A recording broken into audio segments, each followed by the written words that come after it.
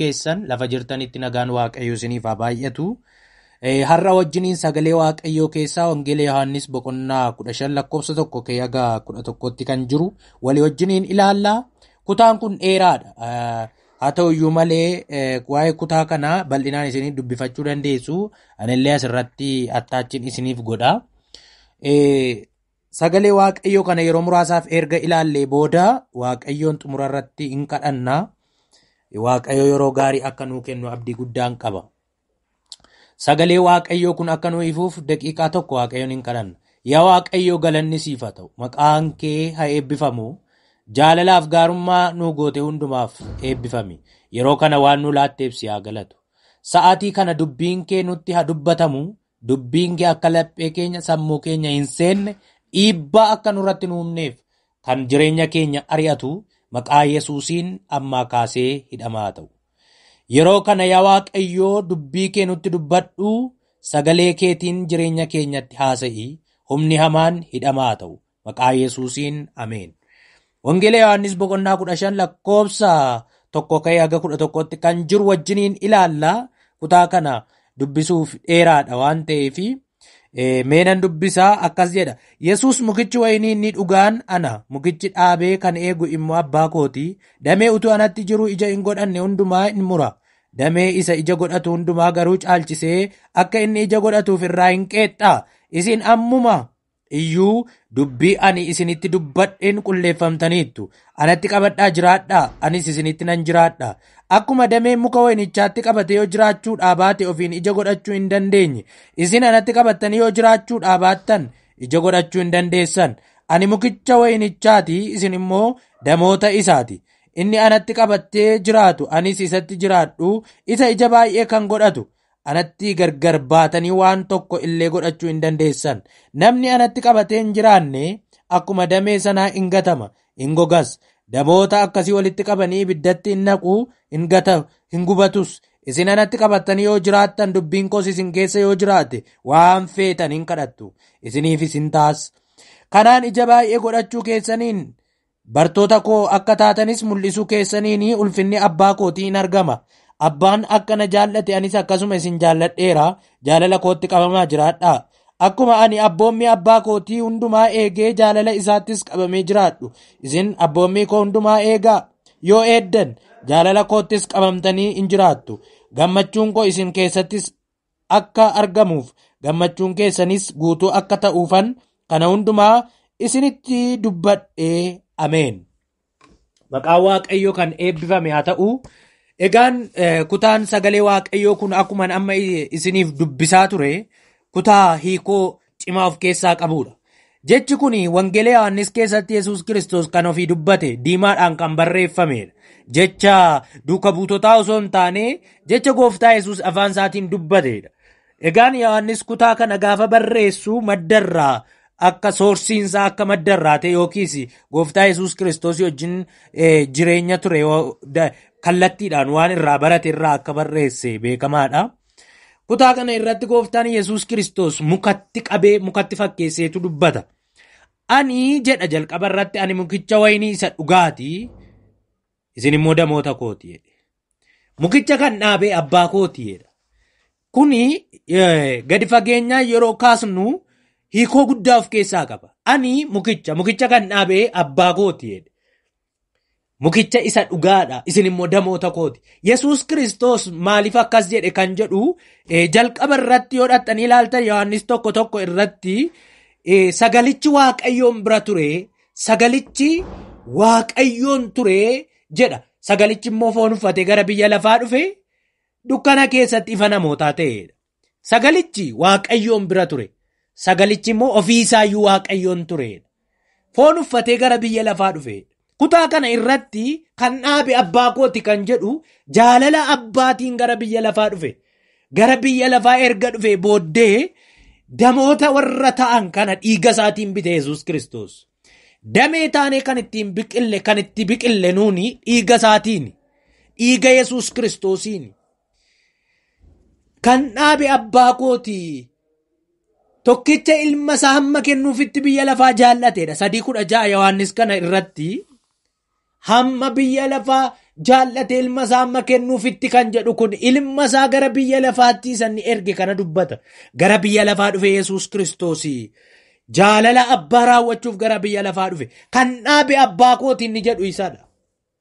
Fedha abbaatiin gara biyya lafaa dhufe. Mukichi muramee ture garuu deebi'ee late. Warri Yihuudootaa mukicha murreerraa jedhanii turan buqqisneerra balleessineerraa jedhanii gaafa fannisan gaafa ajjeesan. Inni garuu deebi'ee late guyyaa sadaffaatti du'aa waan ka'eef jirmisaas lafa keessatti waan hafeef deebi'ee late. Dhiiga isaatiin egaa nuun kan nu bitate Phaawulos jedhu inni dhiiga isaatiin golgicha gidduudhaan karaa nuuf hin saaqee jedha Phaawulos. Dhiiga isaatiin nuun lammaffaa kan dhalanne Yesuusitti kan biqille Yesuusitti kan lanne nuun damoota Yesuusidha. Kanaaf Yesuus Kiristoos isin damoota kooti ani immoo jirmicha dhugaadha. Kan dhaabe immoo abbaa kooti. Mata duree ani irratti dubbadhu damee jirma dhugaatti jirudha. Mata duree jedhamu irratti dubbadha. Damee jirma dhugaatti jiru.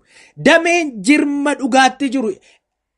Ani jirmicha isa dhugaadha waan jedheef Yesuus Kiristoos. Namoonni baay'een waan itti qabatan yookiis waan itti hilatan waan itti qabamanii jiraatan baay'ee qabu. Damee jechuun kan jirmatti qabatee jiraatudha. Dameen jirmatti gargar baheera taanaan damee jedhamuu hin danda'u. Kanaaf Yesuus Kiristoos isin damoota kootiidha. Warri Yesuus Kiristoos wajjin jiraatan damee Yesuus Kiristoosidha jechuudha. Damee jirma dhugaatti jiru kana wajjiniin ilaalla jechuun nama Yesuus Kiristoositti qabamee jiraatu. Maaliif waa'ee isa kanaa Yesuus Kiristoos akkas jedheera? Damee utuu anatti jiru ija hin godhanne hundumaa hin mura kan jedhu ee'udha. Ee'utu mura abbaatu mura. Damee isa ija godhatu hundumaa garuu caalchisee qeexxaa ija akka godhatuufidha. Damee isatti hin jirre eenyutu mura? Abbaatu irraa mura. Waaqayyo abbaan nama Yesuus Kiristoositti qabamee hin jiraanne ija kan hin godhanne sana hin mura. Muramuu kan jedhu kun waan isin dhibu muramuu mee muka tokko yookiis damee muka tokkotti jiru irraa muraa ilaalaa. Dameen sun raawwatee waan jirmatti muramee fi carraa ija godhachuu hin qabu. Tokko. Lammaffaa carraa deebi'ee jiraachuu hin qabu. Sababni isaa karaa inni ittiin nyaata argatu, karaa inni ittiin pirootiinii argatu irraa citeera waan ta'eef. Kanaaf jiraachuu hin danda'u. Maal taaree hin goga. Maal taa hin gubata. Qoraan ta'e ibiddatti namma jechuudha. Hin bada. Gubatee yookiis bosbosa ta'e biyyootti dabalama. Kanaaf namni Yesuus Kiristoositti qabatee yoo hin jiraanne ta'e Yesuus Kiristoos irraa addaan ba'e. Yesuus Kiristoos irraa addaan ba'e yoo ta'e du'a yookiis jireenya bara baraarraan addaan ba'ee du'a bara baraatti gale jechuudha. Egaan Yesuus Kiristoos madda yookiin jirma dhugaadha. Isatti jiraachuudhaan jireenyatu jira. Isatti gargar ba'uudhaan immoo du'atu jira. Kanaaf egaan waa'ee damee waa'eetti namni Yesuus Kiristoositti qabatee jiraatu bu'aa isa ilaalla. Sababni isaa yootti gargar ba'e hamma miidhamaa akka ta'e isin hubeettu waan ta'eef. Dameen jirma dhugaatti jiru isa jalqabaa ija godhata. Ija godhata dameen jirma dhugaatti jiru. Maqaan Waaqayyoo haa eebbifamu. Ija godhata. Yoo itti jiraate ittiin jiraanne ta'e ija godhatu. Itti jira taanaan garuu maal godhata? Ija godhata. Kiristaanummaan baay'een tajaajilli baay'een bu'a qabeessa kan inni ta'u yeroo itti qabatu. Nuyi gaafa Yesuusitti maxxannu Yesuusitti qabatanii jiraachuu jechuun maal jechuudha baay'ee. Isa jalqabaame Yesuusitti qabamanii jiraachuu jechuun fedha Yesuusiif jiraachuu jechuudha. Namni Yesuusitti jiraatu fedhuma isaatiif jiraata waan ta'eef. Fedha Yesuus Kiristoosiif jiraachuu isaaf jedhanii waan hundumaarraa addaan ba'u isaaf jedhanii waan dhiifamuu qabu. Waan hin barbaachifnerraa addaan ba'u isaaf jedhanii waan akka namaatti barbaachisu garuu akka Waaqayyootti immoo fudhatamallee hin qabne dhiisu. Yesuus Kiristoositti qabamanii jiraachuun aarsaan nama kaffalchiisu hundumaa kaffalu. Karaa kanaan ija godhachuun danda'ama jechuudha. Fakkeenyaaf Yesuus Kiristoositti yeroo qabamnee jiraannu iji keenya iji nurraa mul'atu ija qajeelummaa ta'a, ija garraamummaa ta'a, ija gara laafummaa ta'a, ija jaalalaa ta'a. Yeroo irraa addaan baanu immoo homaa tokkoyyuu hiika kennuu hin dandeenyu. Sababni isaa ofii keenyaa jireenya dhabneeru waan ta'eef. Egaan Yesuus Kiristoosii wajjin Yesuus Kiristoositti qabamnee jiraachuudhaanii ija godhannaa jechuudha. Ija jireenyaa godhanna. Ija fayyinaa godhanna. Ija namootaaf eebba ta'u, ija namoota gargaaru, ija namoonni itti boqochuu danda'an sana godhanna. Kanaaf bu'aa Yesuusitti qabamanii jiraachuu ija godhachuudha. Kana jechuun